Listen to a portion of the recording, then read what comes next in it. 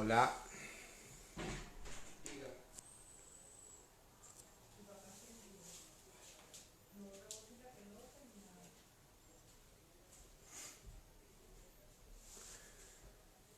hola, bueno, buenas noches, ¿qué tal? Les habla Adolfo Menaure, estamos a punto de empezar el live con Roberto Raskin y Elibe Eduardo. Em, Vamos entonces a esperar unos minutos que Roberto se conecte.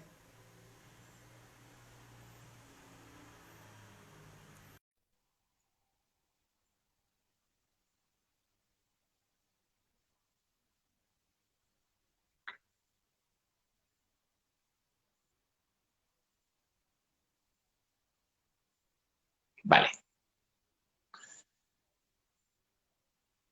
Hola Livia, hola, bueno, acaba de llegar Roberto. Hola Roberto, espero tu solicitud para que convencemos.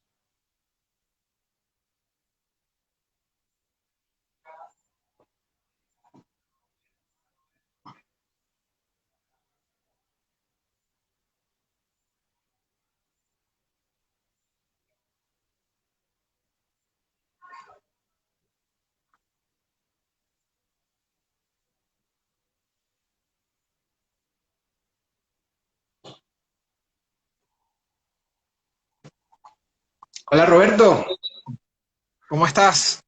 ¿qué tal? Déjame acomodar. Muy bien, mano. Muy bien, muy bien. Perfecto. Bueno, creo que estamos en el minuto.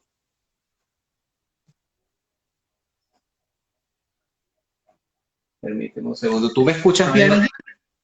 sí, te escucho perfecto. Bueno, Me da perfecto. mucha risa el Ivette diciendo cuánta puntualidad. ¿Por qué? ¿Por qué? ¿Por qué? ¿Por qué? Yo creo que eso es yo creo que eso es conmigo. Ah, fíjate tú. Yo sí he sido un poquito obsesivo con la puntualidad a veces, pero nada. Este encierro me ayuda a ser muy buen muchacho. Con Qué el bien, qué confinamiento. bueno. Vale, Roberto, cuando quieras entonces comenzamos. Un poco para los amigos que se están conectando a este live. Mi nombre es Adolfo Menaure, director editorial de Standard CIO, Digital Tool Factory Pyme, unas plataformas regionales enfocadas en el tema tecnológico, y me acompaña Roberto Raskin, que primero que nada, bueno, Roberto, preséntate un poquito.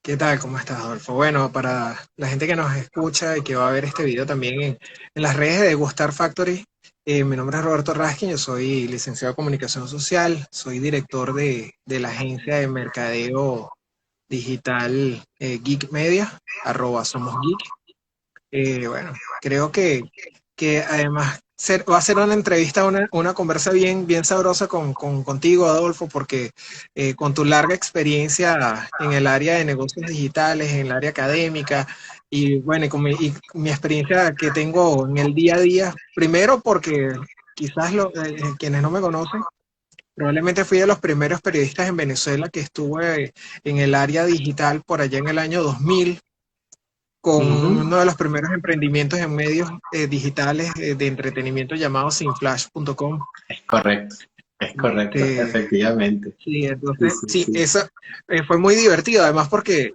yo creo que esa experiencia, Adolfo, yo recuerdo que yo estaba estudiando en ese momento, estaba pasando de segundo a tercer año de la carrera, o de tercer a Vale. cuarto año, no recuerdo muy bien, en comunicación en la Universidad Católica, y cuando empecé a trabajar ahí, era una cosa muy rara alguien trabajando en una página web, en un medio web. Ujú. Y toda la tendencia era a burlarse de los medios web, ¿no? Y mis amigos estaban ya trabajando en el Nacional, en el Universal, en el diario, en el diario de Caracas, en El Mundo, me decían, y en RCTV, etcétera, me decían, Roberto, ¿qué haces tú en una página web? Bueno, las vueltas de la vida, 20 años después, Claro, todos necesitan páginas web. efectivamente.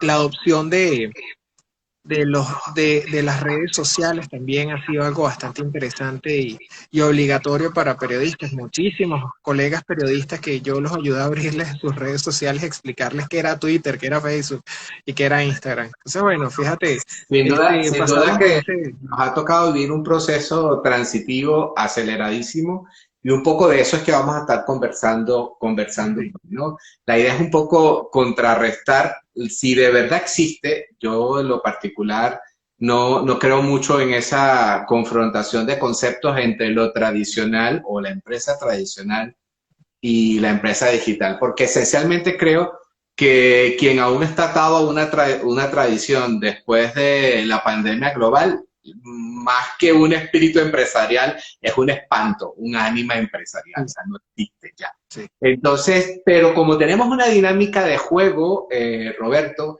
esa dinámica de juego arranca un poco con la participación de Elibet, que cuando yo estoy aquí en Instagram se convierte en mi Alexa privada, ¿no? Porque para poder lograr integrarnos, lo que hacemos es que la conectamos vía audio. Si no te importa, bueno, le damos la oportunidad Adelante. de que abra la discusión.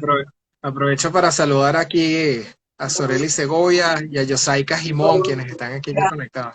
Nos están acompañando hoy en esta segunda emisión de Efecto Naranja, donde se habla y se piensa digital y donde queremos hacer énfasis en si hay o no diferencia entre las empresas nacidas digitales y las empresas transformadas digitales. Bueno, porque la transformación digital está de moda, entonces es cierto que son tan distintas. ¿Para quién son distintas? Para quien ejecuta el proceso, para los clientes se dan cuenta, no se dan cuenta, y por eso están ellos dos seleccionados, Adolfo, como lo vimos en nuestra sesión anterior, es especialista en temas tecnológicos, tiene una titulación reciente en negocios digitales, porque hay que aprender sobre los negocios digitales, sobre las empresas nacidas digitales. Y Roberto, que inició también en la era de Internet, tiene mucho tiempo apoyando a emprendedores del sector gastronómico, que es uno de los más tradicionales posibles, bueno, porque el sector gastronómico es eminentemente sensorial y por lo tanto está muy lejos de la frialdad de la tecnología, porque bueno, porque es sabor, porque es olor, porque es color, porque es experiencia, y es experiencia en primera persona, pues, es una experiencia neurosensorial. Entonces, llevar a ese emprendedor que tiene una mentalidad, una cultura completamente distinta al marketing gastronómico, al marketing digital, que son las dos especialidades que ha venido acumulando Roberto, bueno, tiene mérito. Tiene mérito porque son casi que contradictorios. Entonces, con ellos vamos a contrastar eso. Es cierto, son muy distintas las empresas nacidas digitales de las que se están transformando. ¿Cuál es el rasgo, digamos, que distingue mayormente a unas de otras? Lo podemos distinguir a simple vista, los consumidores se dan cuenta. ¿Cómo se dan cuenta? Porque para mí es transparente. Cuando estoy usando la aplicación de un banco, me da lo mismo si el banco tiene 90 años o tiene 2. La aplicación debe funcionar. Entonces, vamos a hablar un poco de ese primer contacto, dónde se notan las diferencias y si realmente las hay de cara al consumidor. Bueno, Roberto, arranca tú. Vale, gracias, Elibet. Mira, ¿qué tan distintas son las empresas digitales de lo que llamaríamos una empresa tradicional, ¿no? Lo primero pasa por cómo concibes tu negocio. Hace un momento Adolfo hablaba de que la gente que era emprendedora tenía el espíritu empresarial, pero ahorita se ha vuelto un ánima empresarial por lo deprimido que está todo por la cuarentena y esta pandemia mundial. Yo me atrevo a decir que que el primer instinto natural de uno pudo haber sido deprimirse, pero luego asumirlo como un reto y decir, ¿cómo cambio? ¿Cómo me adapto? ¿Ok? Y aquí estamos viendo que las empresas que son más dinámicas, la empresa que se reta a sí misma y que se adapta a lo que busca el mercado, es la que está sobreviviendo. Entonces, ¿qué tan distinto tiene ese concepto? ¿Qué tan distinto es de lo que es montar una empresa normalmente? Yo quiero vender, no sé, madera. Entonces digo, bueno, yo tengo una maderera y ya yo tengo el aserradero y ya tengo los canales de distribución, etcétera. Entonces entiendo cómo es mi mercado. Pienso, bueno, puede ser el mercado mayorista, busco una constructora, pienso en el mercado minorista, pienso de repente, qué sé yo, en montar un showroom para vender muebles, como estamos, no sé, como las mueblerías que en Caracas conocemos tradicionalmente en la Avenida San Martín o en la Yaguara, por ejemplo. Entonces, eso es entender tu mercado. En el área digital, entender dónde está dónde está tu público. Y probablemente tu público está pegado aquí a un teléfono, ¿ok?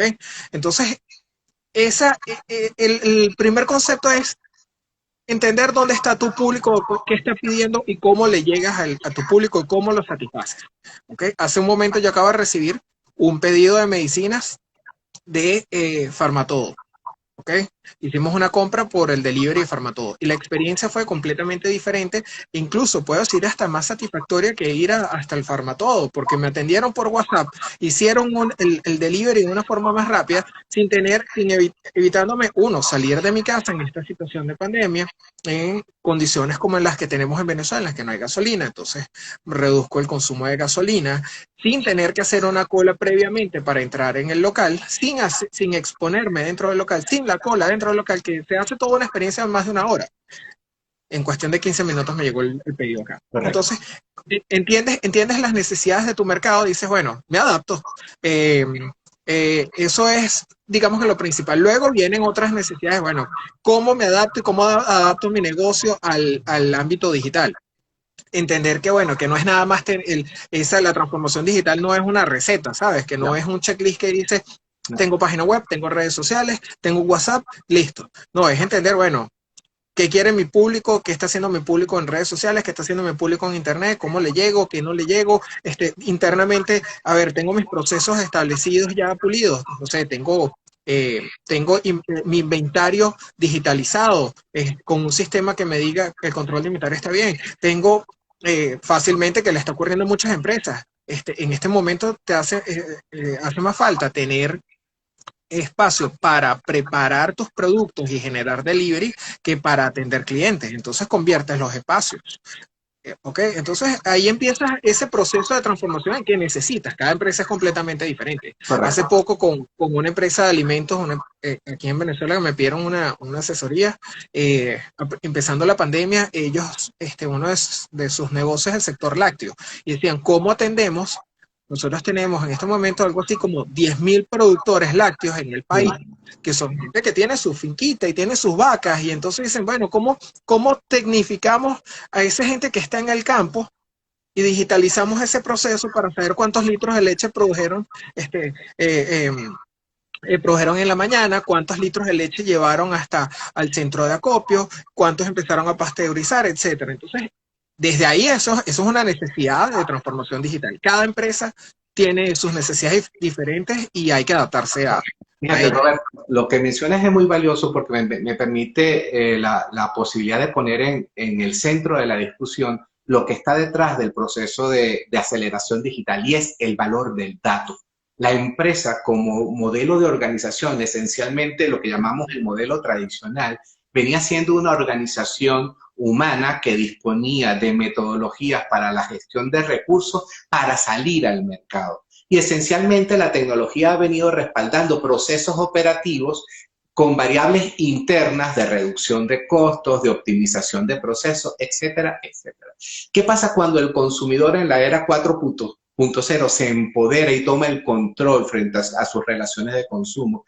Que este agente de cambio pasa al centro de la organización. Y no es que se va a vivir a montar una carpa dentro de la empresa, sino que se transforma en una unidad lógica llamada datos. Entonces, ¿qué es lo que define la diferencia entre una empresa digital de una tradicional?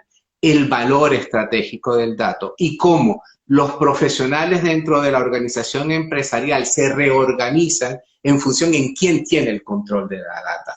Puede ser una empresa transformada digitalmente desde la perspectiva del marketing digital, sí, porque el equipo de marketing digital pasa a tener el control sobre el comportamiento del consumidor e influencia sobre la estructura organizativa. Puede ser el canal de delivery digital, por supuesto, entonces el CIO pasa a tomar el control. O puede ser el gestor de finanzas que de alguna manera transforma la administración de los recursos bajo una plataforma digital. Definitivamente. Entonces, si partiendo de la pregunta de Libet, ¿cuál es la diferencia entre una empresa tradicional y una transformada o digital? Es que en la empresa tradicional tenías que comprar el dato del exterior, tenías que apelar a terceras fuentes para tomar decisiones estratégicas e inclusive es el fundamento del business intelligence, la recopilación de data para ser analizada, lo estructurada y no estructurada para tomar decisiones. Ahora el dato es la arquitectura del negocio. Y pensar que el dato es la arquitectura del negocio no es para entrar en pánico, sino para comprender que todos nuestros procesos de negocio de alguna manera tienen que entrar en un funnel medible.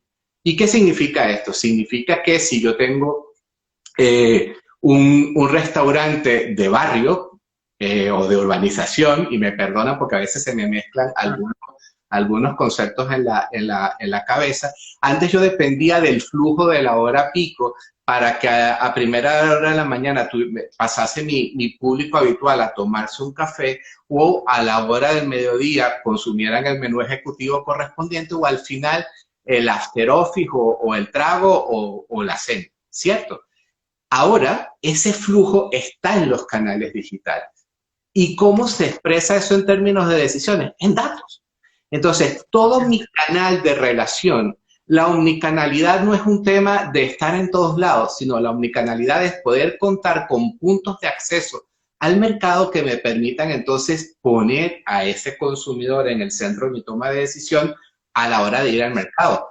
Pero hay que tomar en cuenta también que debo poner en el centro de mi organización a mis clientes internos, a mi personal y a mis decisores. Entonces, lo que nos trae la pandemia y un poco la referencia que hacía a que lo tradicional, después del mes de marzo de 2020, lo tradicional quedará para los libros, porque es que se generaron una serie de cambios acelerados donde una década se convirtió en mes y años en semanas. Entonces aquí hay procesos irreversibles que en determinadas situaciones y en distintos países se verán de otra manera, pero que no, ya se pasó por cualquier tipo de parámetro hasta la concepción de desarrollo, de país maduro o de economía emergente, porque efectivamente, por ejemplo, Venezuela ha dado muestra de desmaterialización del dinero que en países, por ejemplo, donde yo estoy como España no existe, o el uso acelerado de canales digitales de comunicación porque no tienen otra fórmula para hacer negocios.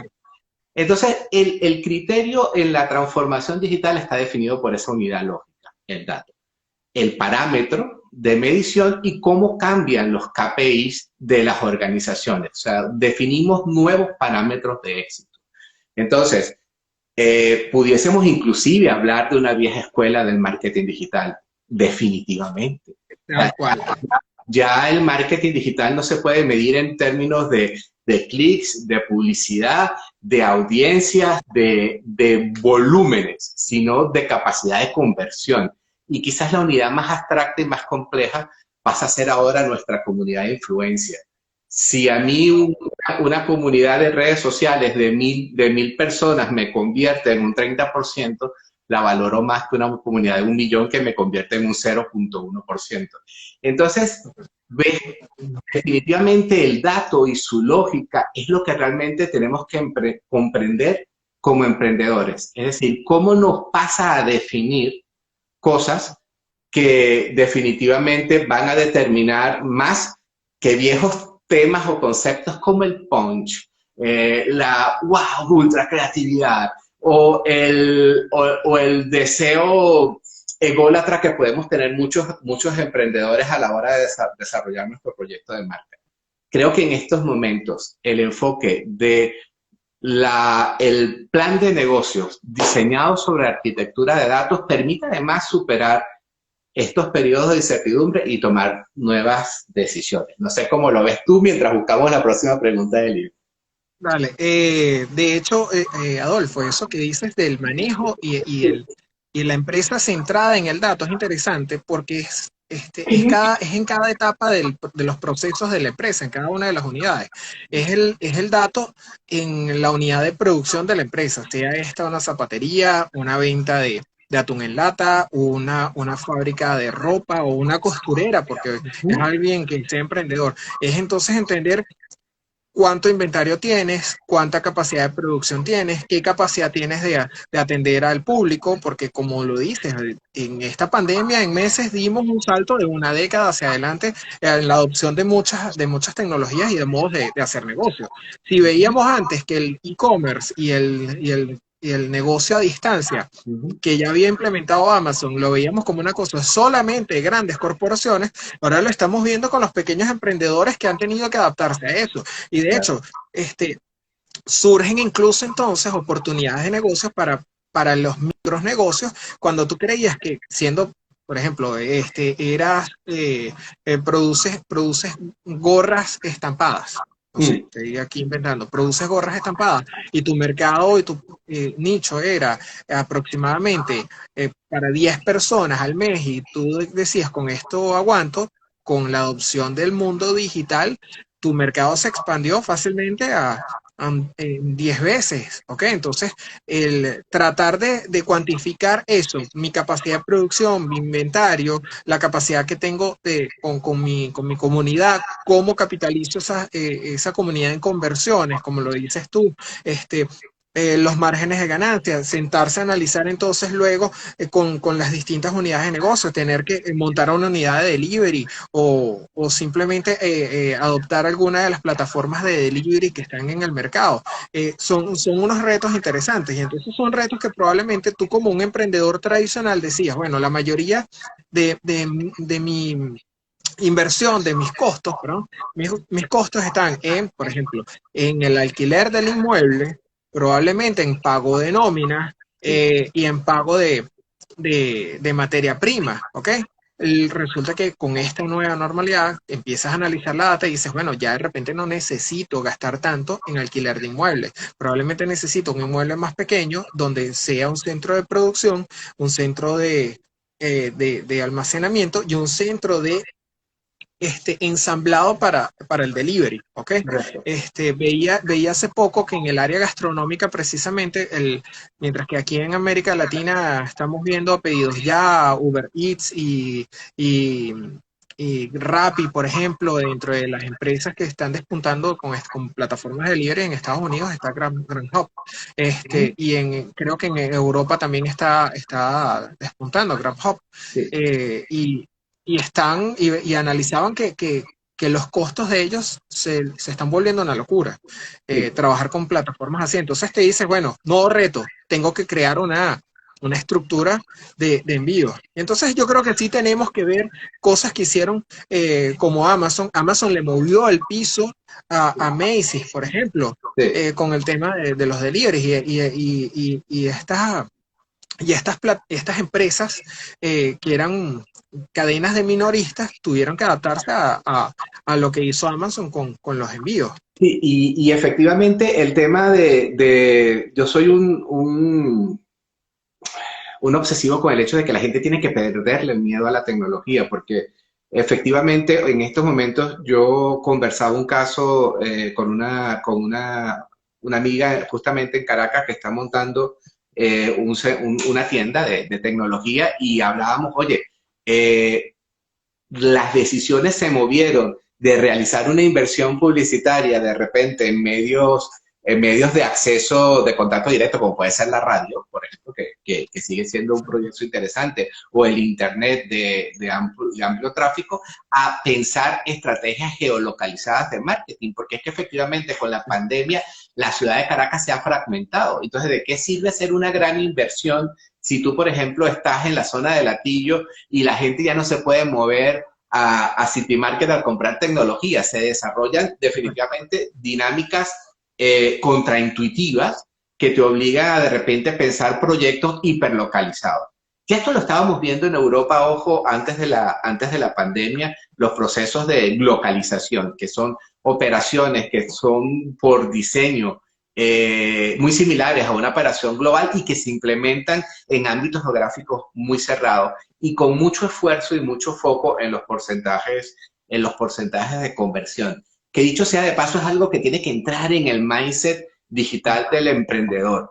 El asunto es que todas las métricas tienen que al final resultar en porcentajes de conversión. Y ahí está el valor del dato para generar ese cambio, ¿no? Y te interrumpo ahí rápido, Adolfo, Sí, para decir algo que está diciendo Eglis, Eduardo acá, sí, hola Eglis, que está diciendo aquí en los comentarios, que dice, es buscar la eficiencia. Entonces, como dices tú, esos negocios micro geolocalizados buscan ser más eficientes, sí, más eficientes y con costos más bajos. Hoy leía en Twitter una chica que puso un tweet que decía, eh, traje un paquete desde Miami a Caracas y me costó el envío $25.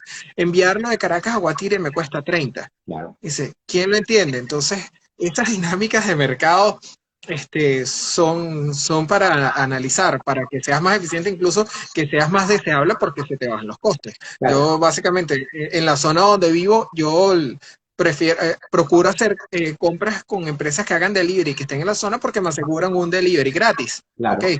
Entonces, Claro, fíjate, sí, y ese es un tema interesantísimo porque me permite posicionar otro elemento clave de la confrontación entre la empresa tradicional y la empresa digital. La empresa tradicional planifica, hace planes, ¿ok? Y destina recursos y aprovisiona partidas y desarrolla programas a 12 meses. La empresa digital en este momento genera una aplicación intensiva del método científico en cada uno de los procesos de decisión. ¿Y qué significa esto? Que trabajo sobre hipótesis de ejecución a plazos medios de 90 días. Eso implica además una metodología interna diferente. Implica adicionalmente que nosotros estemos permanentemente viviendo el cambio y generando prototipos para poder adaptarnos al negocio. Si te pones a ver, eso es algo que yo, por ejemplo, en la Venezuela de los 90 admiraba fervientemente de nuestra red de buhoneros. O sea, que tú decías, se monta una tendencia en la opinión pública y a los 2 días estaba la oferta de producto en la calle. No se me ofendan los emprendedores, pero eso es una lógica de adaptación, de adaptabilidad brutal a los que pueden ser escenarios inciertos. Y parece mentira, pero saber administrar en doble tendencia una clara orientación empresarial con procesos de ejecución que no tengan el prejuicio de equivocarse, pero de una manera controlada y rápida, es también otra de las fórmulas que distingue a la empresa tradicional de la empresa digital. Y ahí podemos hablar de Scrum como metodología, ahí podemos hablar de Ágil como tecnología, como metodologías que están ayudando a que a nivel de escalamiento las empresas puedan asumir la transformación ya como un flujo permanente de gestión. Tengo otra pregunta de nivel que vale. Les pregunto algo, si todos estamos de acuerdo que hoy por hoy la atención al cliente y la atención al cliente hoy es omnicanal, es fundamental para cualquier empresa sin importar si nació digital o en qué siglo nació. Lo cierto es que el móvil ha transformado la manera en que nos conectamos y que tomamos decisiones de compra. Yo puedo estar en una librería revisando si lo compro en tapa dura o en tapa blanda, pero además estoy revisando en mi teléfono de qué trata el libro, porque seguramente está sellado y yo quiero que me echen el cuento, y así lo hacemos con los tintes, y así lo hacemos con los televisores, lo hacemos con los teléfonos. Cuando vamos a cambiar de teléfono, nos vamos al teléfono anterior para ver la descripción que nos dan sobre el que vamos a comprar. Entonces, no hay manera en esa nueva forma de decidir que tienen los usuarios, que las empresas ignoren que necesitan de la tecnología como palanca para sus procesos de venta. Visto así, para las empresas que no nacieron digitales, que tienen que aceptar esta realidad y quizás les cuesta, ¿cuál es el reto más difícil que impone la transformación? Porque para el usuario es transparente, yo solo quiero que las aplicaciones funcionen, yo solo quiero encontrar la información de la empresa, yo solo quiero que me digan lo que estoy buscando. Para el usuario es relativamente transparente. ¿Cuál es el reto más grande de las empresas que les toca transformarse en digitales? ¿Y cuál es ese objetivo que tienen las nacidas digitales que todos quieren alcanzar? Adelante, Roberto, viste, aquí vive la Libre Nueva. El nivel de Alexa. Exacto. Mira, ¿cuál es el reto más grande? Yo digo que hay dos retos. Uno que es bastante emocional, es romper la barrera del miedo. Esa barrera del miedo que te genera la incertidumbre de saber, y ahora, ¿cómo hago mi negocio? ¿Cómo hago plata, pana? ¿Cómo vivo? Porque, ¿sabes? No sé, yo tenía un negocio de, digamos, voy a abordar el que hemos estudiado últimamente y con el que hemos trabajado porque le ha costado mucho, que es el ambiente, el ámbito gastronómico. El restaurante está acostumbrado a que la gente venga a su local, sea restaurante, panadería, café, etcétera. La gente el negocio está acostumbrado a que la gente viniera y se comían su café, su postre, su almuerzo, su cena, etcétera. Por el caso típico de los restaurantes comederos, que son restaurantes funcionales para la gente que trabaja en una zona, en un barrio, en una urbanización comercial. Entonces, cuando ya no hay gente que está trabajando en esa zona, ¿de qué viven, no? Entonces, el gran miedo es cómo sobrevivo, cómo doy ese paso. Luego viene el reto ya de facto cuando dices, ok, suelto el miedo, ¿cómo me adapto? Es entender cómo convierto mi negocio. ¿Cuál es la primera área que tengo que convertir? Naturalmente vas a decir, es que necesito un plan de marketing digital, necesito un plan de mercadeo y de comunicaciones. Decirle a los demás qué estoy haciendo. Pero para decirle a los demás qué estás haciendo, tienes que entender cómo están tus operaciones. Entonces, el reto está en digitalizar esas operaciones y ver qué puedes digitalizar. Obviamente hay cosas que no puedes digitalizar. Es tan sencillo como que eh, eh, probablemente digitalizas algunos procesos, la obtención de la data, el compartir la información dentro de los miembros de la organización, el compartir, hacer un flujo de trabajo más dinámico y eficiente, incluso a distancia, cuando de repente tienes tu gerente de finanzas, el encargado de finanzas o administración en su casa, y tienes a alguien en el almacén y tienes a alguien que está en el centro de producción y contrataste a alguien que te hace el delivery. Entonces, saber cómo conviertes todo eso y luego cómo te conectas con tu público, entender que el mercadeo no es publicidad.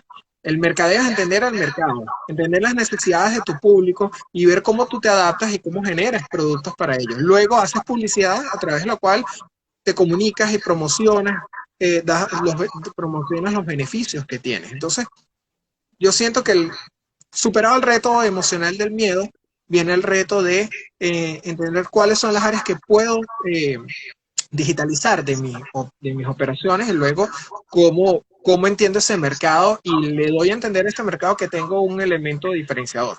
Correcto. Que, dicho sea de paso, siempre tienes que entender cuál es tu elemento diferenciador. Si no entiendes cuál es tu elemento diferenciador, vas a ser uno más del montón. Sí, fíjate, y para poder marcar un elemento de distinción, porque más que competir hay que distinguirse, una fase importante del proceso del diseño estratégico de los negocios es saber escuchar. Entender que estamos en un proceso de transformación que está afectando a todo el mundo por igual y que se convirtió como una bola de billar lanzada a los cipotazos en una estructura compleja de bolas. Y en cada uno de los actores del mercado se están generando fricciones que nosotros podemos acercarnos con soluciones específicas si sabemos oír. Por ejemplo, Tenemos grandes corporaciones que están generando fricción en sus estrategias de marketing B2B porque no tienen capacidad de generar contenido que se acerque a sus usuarios. Muchas empresas se están dedicando solamente a esa fase. ¿Qué pasa cuando ya, por ejemplo, la publicidad tradicional no sirve? Bueno, que necesitamos acercamientos emocionales. ¿Cómo los reconstruyo? ¿Sobre la base de qué tipo de canal? Esa decisión no se puede tomar a dedo húmedo. Esa decisión implica saber escuchar. Y hay que escuchar nuevamente con velocidad. Yo creo que lo más complicado de estos tiempos es que todas las fases del proceso de acercamiento al mercado tienen que ser veloces. Y como me decía a mí un cliente hace unos días, aceptando los problemas, que es un elemento complejo porque esencialmente estábamos acostumbrados a que la estrategia de negocios era infalible porque era un método probado. El mundo nos cambió y efectivamente no lo es. Entonces, la omnicanalidad, ¿qué es? Tener la paciencia y la humildad de escuchar en cómo se comportan nuestros mercados, cómo es su viaje al proceso de conversión, a la decisión de compra y estar presente de la mejor manera emocionalmente acompañando para que finalmente este cliente nos siga.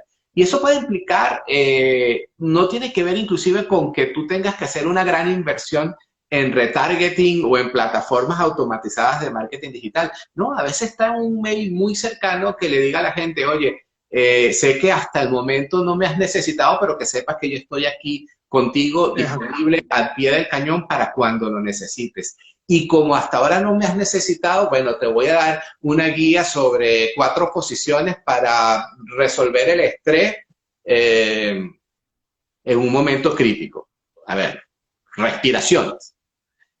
Estar cerca de la gente, poder entender cuáles son los elementos que les preocupan, más allá de que puedan generar demanda o no de nuestra oferta concreta, es fundamental. Y en el campo de la gastronomía, bueno, es lo que ha llevado a tomar decisiones interesantísimas, como, no sé, como cuando Starbucks cerró todas sus áreas de atención interna para poner taquillas de entrega de takeaway para el café en las avenidas, o por ejemplo, como los restaurantes de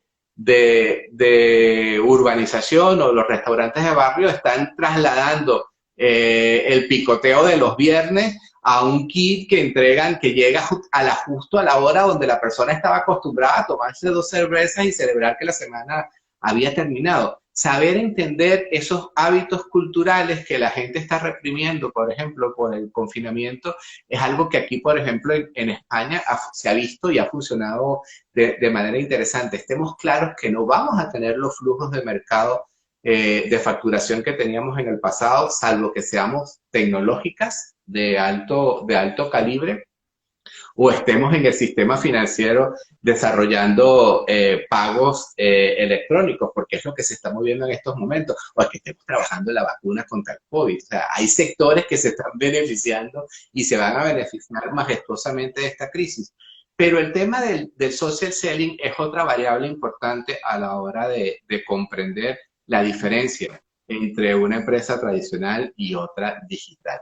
¿Tienes otro comentario, Roberto, o vamos a la próxima pregunta de Liber? Vamos a la próxima.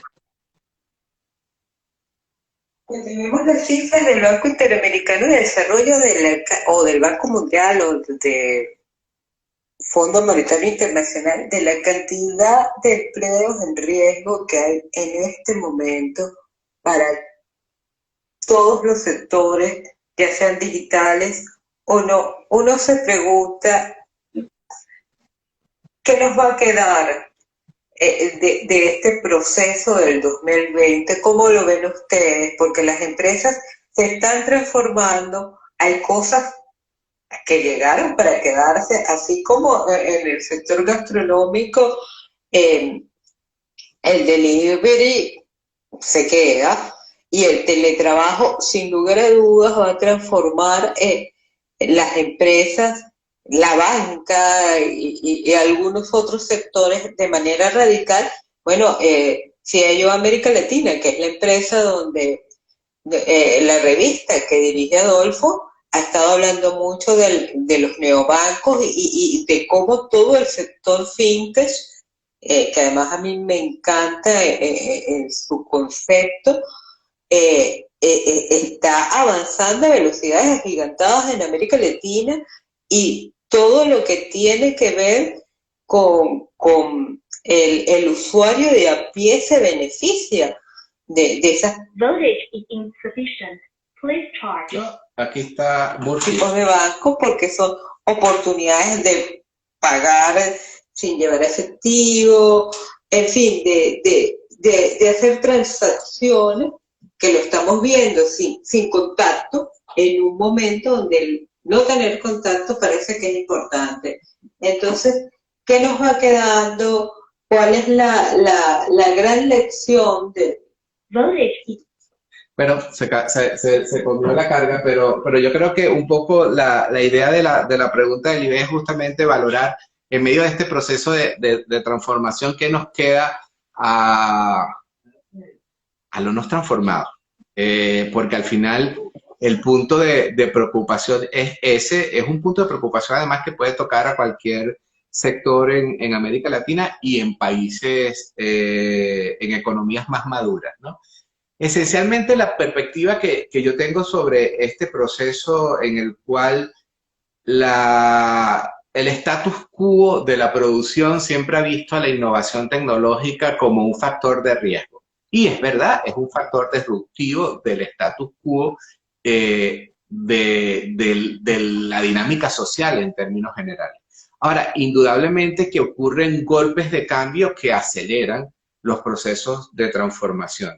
De cara a lo que es la transformación digital, a lo que es la digitalización de las relaciones de producción, yo creo que lo que nos va a quedar es primero una gran necesidad de formación y de modernización, y que en las economías donde existe brecha social de manera crónica, sintomática, casi que eterna, como nuestros países de América Latina, habrán brechas de conocimiento muy importantes que al mismo tiempo abren espacios de disrupción y de innovación, como por ejemplo señalaba el IBE, como el sector fintech en América Latina está resolviendo la bancarización de los sectores sociales, de la base social, que la banca en 200 años no había podido resolver.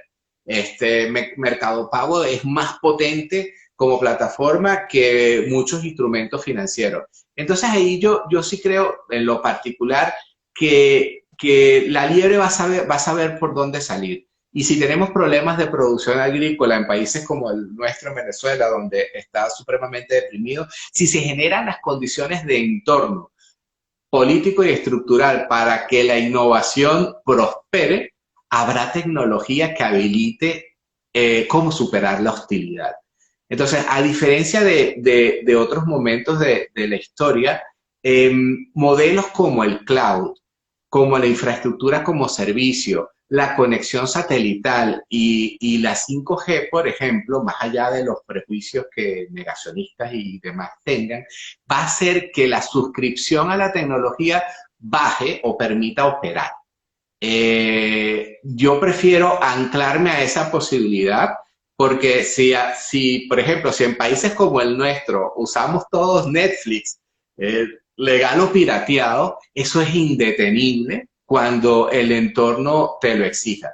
Entonces, ¿qué va a quedarnos de este proceso? Bueno, la necesidad o el hábito de formarnos constantemente y, bueno, saber que vamos a ser generaciones donde la estabilidad, la seguridad no van a ser precisamente lo que nos haga sentir más cómodos, porque serán variables que irán a desaparecer, como al contrario de nuestros padres que en contextos industriales llevan las cosas más calmadas.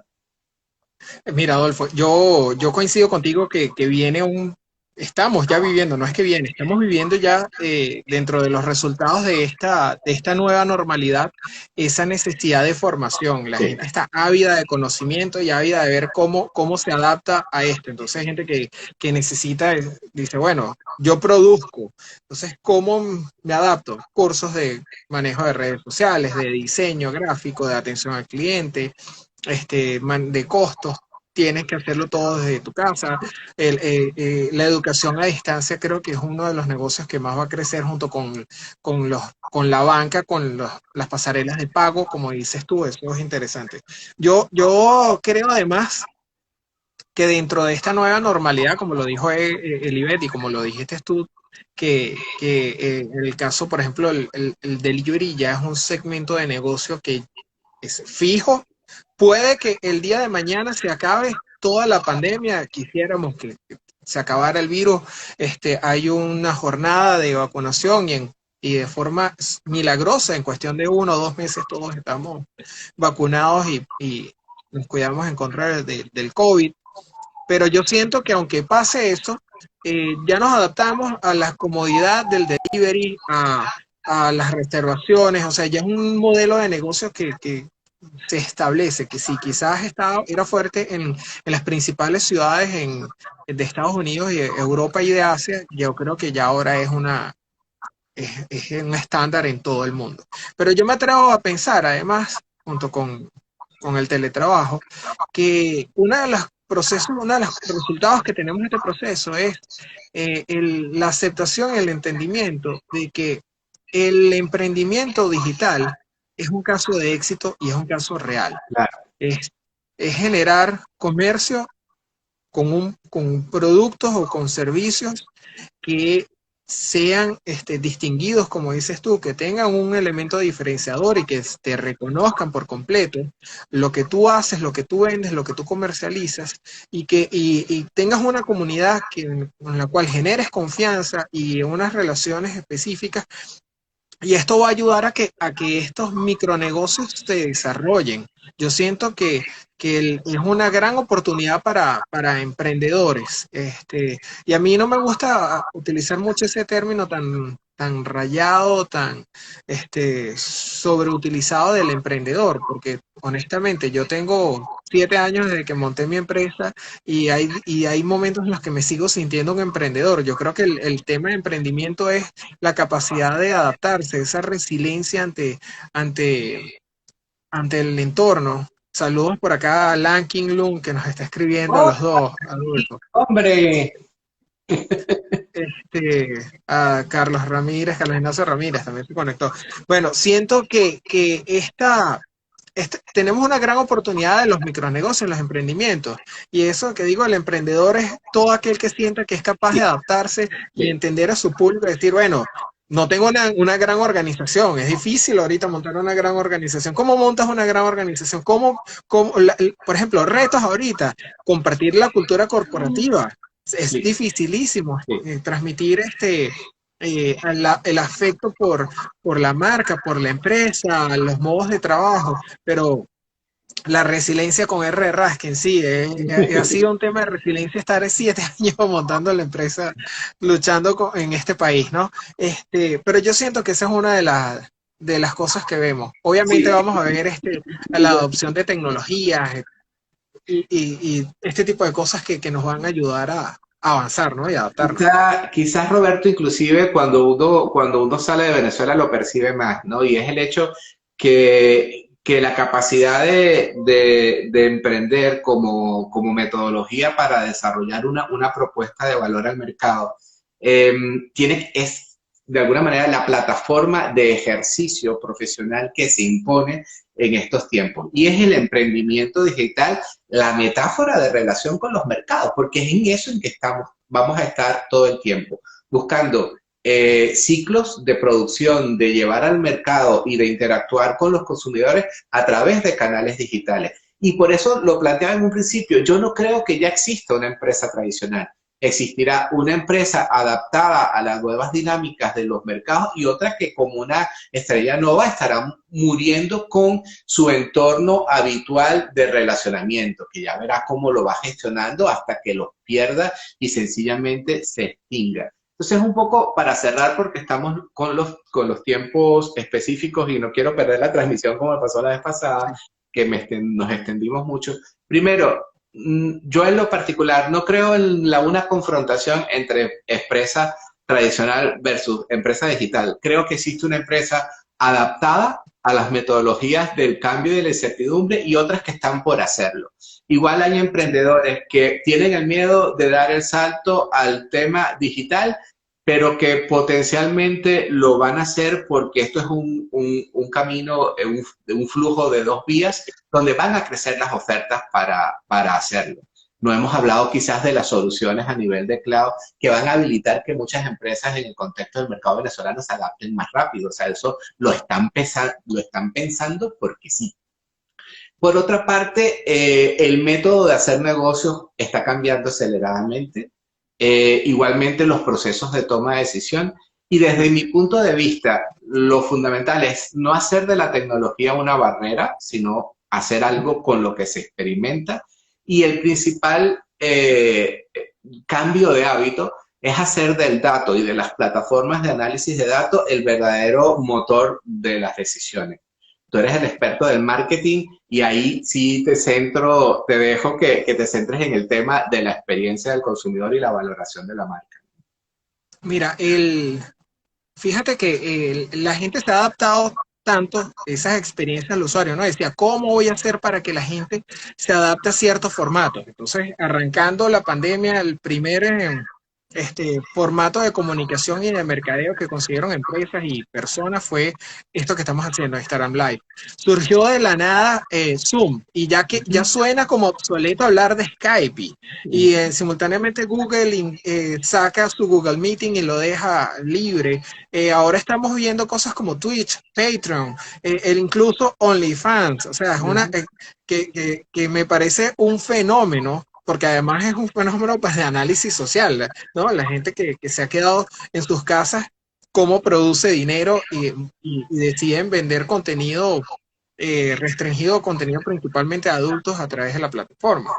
Pero estamos viendo que la gente se está adaptando cada vez más a las tecnologías. Entonces yo siento que la experiencia de usuario, la gente está más dispuesta a adaptar nuevas tecnologías y no a verlo como una barrera, sino decir, como, tal cual como dices tú, vamos a experimentar a ver qué tal nos va. Me pasa con empresas grandes, tengo clientes ahorita que me dicen, Roberto, tenemos que desarrollar un e-commerce más eficiente. ¿Cómo lo desarrollamos? Entonces empezamos a soltar ideas, mira, desde cosas como cómo aceptamos pagos, quién te da un botón de pago aquí en Venezuela, quiénes lo están dando, aceptas los pagos tradicionales por Cele, aceptas pagos por transferencias internacionales, que generan una serie de complicaciones y tan sencillo que si antes era decir no porque eso es inviable, ahorita dices, bueno, ¿por qué no? Vamos a ver cómo nos adaptamos y estoy seguro de que la gente se está adaptando a esos sistemas. Simplemente hay que probar, no cerrarse a nuevas experiencias. Siento que, por ejemplo, dentro de las mismas plataformas, Instagram ha generado mucho contacto durante la cuarentena por Instagram Live, pero estamos viendo que Twitter renace de las cenizas como canal de conversación, surgen nuevas experiencias de e-commerce. Siento que las aplicaciones nativas móviles de las marcas tienen un resurgimiento porque te dan la capacidad, por ejemplo, de comunicarte directamente con el cliente. El consumidor va a decir, bueno, ya no voy al local físico, ahora voy a la aplicación. Y efectivamente, por ejemplo, en Europa ha habido un refresh del app que hasta hace año y medio con la web adaptada al formato móvil, bueno, ya había perdido capacidad de generación e indudablemente la posibilidad de que desde una app tú puedas sacar del inventario directo de una marca de ropa, por ejemplo, y que a las 6 horas esté en tu casa, son dinámicas que eso no va a retroceder, o sea, eso no va a echar atrás, definitivamente. Y por este lado, los centros comerciales, esas inversiones inmobiliarias, que bueno, que ahí sí no sabré qué va a ocurrir, se están reconvirtiendo, hay marketplace que están dictando sus propias reglas internas para competirle a los Amazon, para competirle a Alibaba o a Wish. O sea, yo creo que definitivamente están ocurriendo procesos muy interesantes que al emprendedor le van a servir, porque además se diversifican los canales de llegada al mercado.